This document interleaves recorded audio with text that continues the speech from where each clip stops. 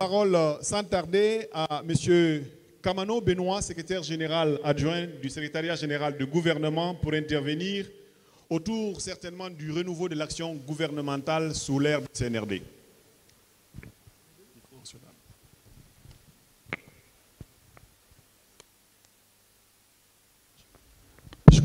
Je compte sur vous pour donner le bon exemple. Merci M. Ba. Je vous assure que je vais vous faire gagner les minutes que vous avez perdues avant. Je pense que vous avez tous vu l'exercice auquel les ministres et les membres du gouvernement se sont prêtés le 5 septembre dernier, qui consistait à évoquer les actions phares des départements.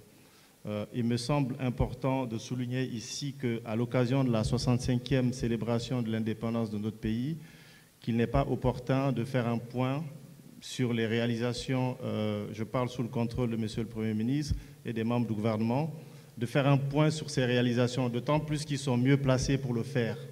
Donc, si vous me permettez, je vais orienter plutôt mon intervention sur ce qui peut être fait pour que l'action gouvernementale en soi soit efficace.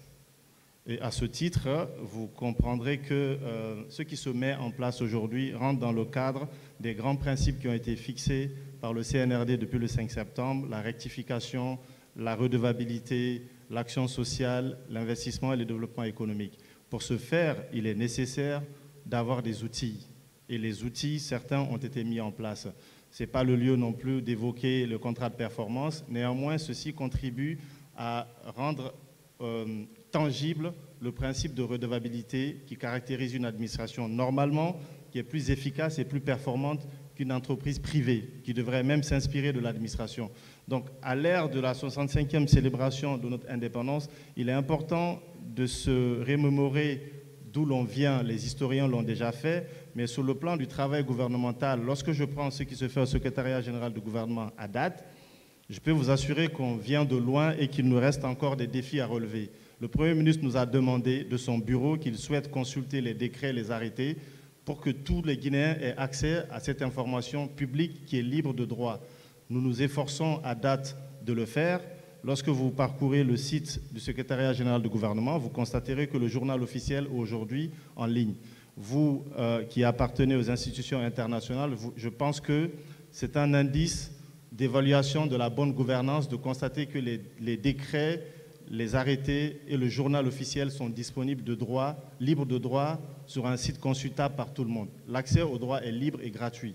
Néanmoins, lorsque le journal officiel est produit en version papier, ça invite ceux qui veulent avoir cette version à l'acheter.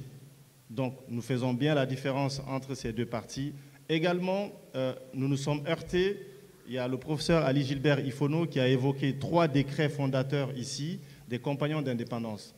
Et ces 3 décrets fondateurs, lorsqu'on s'est mis à les rechercher, je peux vous assurer que c'est un peu honteux de dire, on n'a pas mis la main dessus tout de suite. J'ai dû faire appel aux archives nationales de France pour avoir certains décrets qui sont là. Mais ce n'est pas grave parce que c'est eux qui sont partis avec.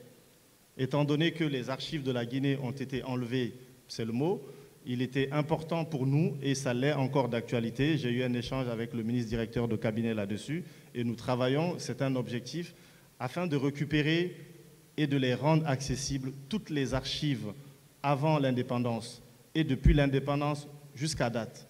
Nous allons travailler en ce sens afin que l'action gouvernementale et l'interministérialité, le travail interministériel, soient une réalité. Donc, moi, je suis ravi qu'à l'occasion de la 65e célébration de notre indépendance, on puisse être dans une salle qui nous permette de parler de ces sujets sans qu'on ait peur de le dire. Je vous remercie pour votre attention. Bien. Merci, vous ne m'avez pas fait gagner de temps, mais vous êtes resté dans le temps requis. Bien, merci.